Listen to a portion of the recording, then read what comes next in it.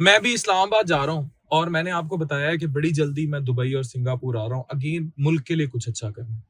باہر سے انویسٹمنٹ پاکستان میں لانا کتنا مشکل کام ہے یہ ان لوگوں کو پتا ہے جو کام کر رہے ہیں. اور بڑے بڑے برانڈز، میں نام نہیں ان کا لے رہا، بڑے انٹرنیشنل برانڈز کو کنونس کر لینا کہ ہماری ای کامرس پاور اتنی زیادہ ہے، یہ آسان نہیں ہوتا. دوسری طرف ایک ایسے معاشرے میں جہاں ٹالرنس کا یہ لیول ہے، مجھے افسوس ہوا، مجھے پتا لگا صبح شراز کا اکاؤنٹ جو ہے وہ انسٹا پہ سسپینڈ کر دیا گیا. کیوں؟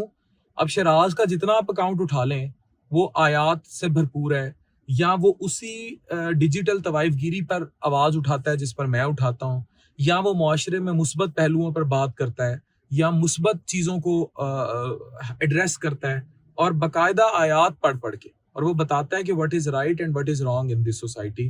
سو ہم لوگوں کو ٹالرنس ڈیولپ کرنی ہوگی اور ہمیں یہ بھی برداشت کرنا ہوگا کہ بھائی اگر دیکھیں یہ تو بدی اور اچھائی کی لڑائی روز ازل سے ہے.